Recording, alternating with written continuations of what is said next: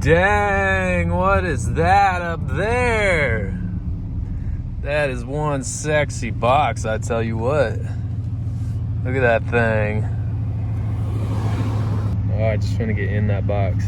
She is sitting here across the street, ready for all these people that have been messaging me to come look at. It looks pretty good from far away. I put the side skirts back on it. Yeah, that's a wrap on this one.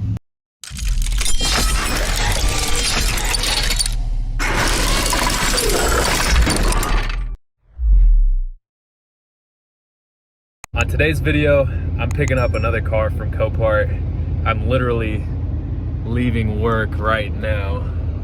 When I was working today, I impulse bought a car from Copart. I seen it was going for $300 and it was about to go, and I was like, bid, and it went for $325 to me.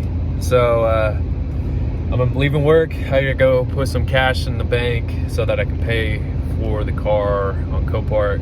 I gotta pick up the kids and the trailer, and I gotta get it all done within 2 hours. So I will update you guys here in a minute. And I sold the Scion XB. I'll go into that more later in the video.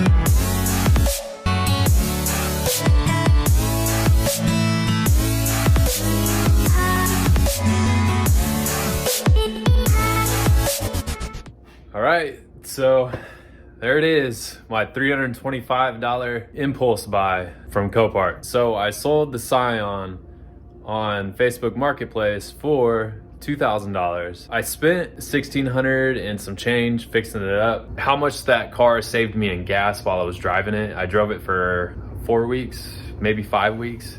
So it was saving me $100 a week. So that's $500 savings in gas that I got from that car. So I'm back to driving the truck again. Gonna have to get new tires for that thing like ASAP. But yesterday at work, I was watching the auctions and this thing came up. The bid was $300 on it and it was about to run out of time. And I was like, oh crap, I just hit bid one time, $325. And I got a 2003 Ford Escape with a lot of miles on it, as you can see. 213,585 miles on this thing. But I mean, for 385 bucks, I could cut the cats off this car, take the wheels and tires off. I could part it out and easily make that money back. I'm gonna try to clean it up. I'm gonna go through the interior. I haven't really got to look at this thing yet. I got it in here late last night and I really haven't had a chance to look at it at all. We'll go walk around the car and we'll see what's in it. We'll see how bad it really is. I think I am gonna try to fix this one up, clean it up, get it running again, and then sell it. But I'm gonna try to do the bare minimum. I think I'm just gonna replace the hood, get it running, clean the interior, and then sell it for like 1,500 bucks. So that's a quick 1,000 bucks. And yeah, so let's go take a look around the car. All right, so starting off, let's look at the tires. We've got some 225 70R16s. So these are 16-inch wheels. They're alloys, they're not steel wheels, so that's good. This Escape is the XLT, so it's not the cheapest version, but this is like the mid-range Ford Escape back in 2003. It's the XLT, so it's got a sunroof, it's got a keyless entry, a keyless lock. We got the keypad on the door, but I think all the tires are mismatching. Well, I think we got Hankooks on the front and we got Falcons on the back, and this thing is got a lot of cancer going on. We got a lot of cancer down under there where the frame is rusting away. I might grind that off with a grinder, possibly. Not sure if I want to put that much work into this thing. I probably won't put that much work into this thing. This thing is really just going to be quick in and out the door. Just replace the hood, clean the interior. I noticed when I was picking it up, there's a belt wrapped around this bumper right here. I think they just wrapped it around because this is the belt that broke off the car, because there's no belt on there. This was listed as a run and drive, so they had to have gotten it started and had it running. I gotta figure out what I need to do to get it started, but we're gonna keep taking a look around. You see the headlights a little bit tweaked in there. This part of the frame is wadded up in this direction. I believe this part of the frame, it unbolts, so we'll get that bumper off, get those damaged parts off of there. Should be able to line it back up. Like, this doesn't look near as bad as that Scion did. Looks like our hood hinge is bent here, so I'm gonna have to pick up hood hinges when I pick up the hood too. The good thing about this car is LKQ is packed full of these things. Like, I think that's the scene, they had like 15 of them sitting in their lot. The rest of the body of the car is really good shape. It looks like.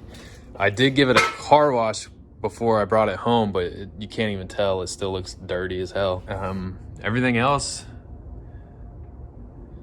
back here looks good. Doesn't look like it needs any work or anything. Just need a good car wash. This door will not open. Gotta figure out what that's all about. It won't open from the outside or the inside, so that's gonna be fun to figure that out. But I got both airbags went off. All I'm gonna do is remove this airbag, place that back on there. It really looks like it just snaps in there, but I'm not sure. We'll have to figure that out. Driver's airbag has gonna have to be replaced. I might not even replace it at all. And this thing is super filthy, like disgustingly filthy. Whoever owned this definitely lived on a dirt road. I mean, oh my God, it's so bad. It doesn't look like this thing has ever been cleaned inside. It's gonna take a lot of work to get this clean. At least there's no tears in the seats, which I'm happy about that. I definitely wouldn't want to have to replace one of these seats, because that would be probably more money than I would want to spend on this thing. So I think when I clean this interior, we're actually gonna do a seat removal. Gonna pull both these seats out. These door jambs are full of dirt. Like, it's just caked with dirt in here. It'd be nice to go to the car wash and get this all sprayed out, clean all that junk out of there. And these door panels, I don't know what's up with these, but I don't know what they did. It kind of feels like they spray painted it or something. It's disgusting. And I don't know if I'm gonna replace those. Man, should have just let this one go. I should have not hit that button. See, we got our battery back here. Looks pretty nasty. It's probably dead. This carpet is disgusting too. God, why do people gotta be so filthy? Like, come on, people, clean your cars. It makes my job harder. I'm like, really? I do not know what the heck they did to these things. It's like, what the heck? It feels like sandpaper. That's missing. That's broken. Oh my God. I might just cut the cats off.